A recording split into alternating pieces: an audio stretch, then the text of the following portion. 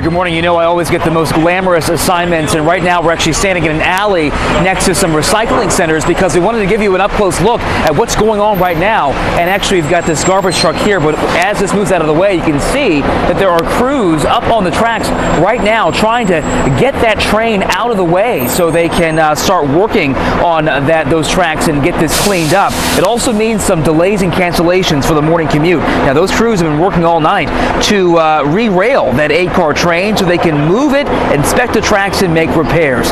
The Federal Railroad Administration will investigate why that westbound train headed to Jamaica Station left the tracks.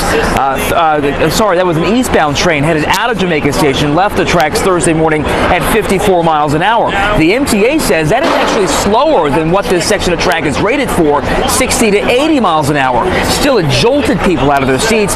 They had to bring in a replacement train, and then they had to move those injured passengers to Jamaica Station so paramedics, EMTs could check them out. 13 people suffered what are described as minor physical injuries, but this was certainly a traumatic situation. It was pretty scary. The train lifted off the tracks and then you sort of jolted a little bit, and then people were really good about making sure everyone was okay and no one was hurt and stuff like that. They gave us water. It's like boom, boom, boom, boom, boom. We knew something was wrong. We didn't know it derailed, but something was wrong. A lot of prayers, a lot of train turned into a church real fast. Miles away.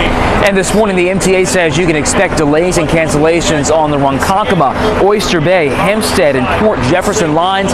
Check the Train Time app before you head out the door. Now, for a better look at this from above, let's go to Newscopter 7 and John Del Giorno. Derek, good morning. You mentioned that this train, when it went off the tracks yesterday, there were 8 cars on the train. Overnight, they were able to move 6 of them out of the way, but you can see crews working this morning.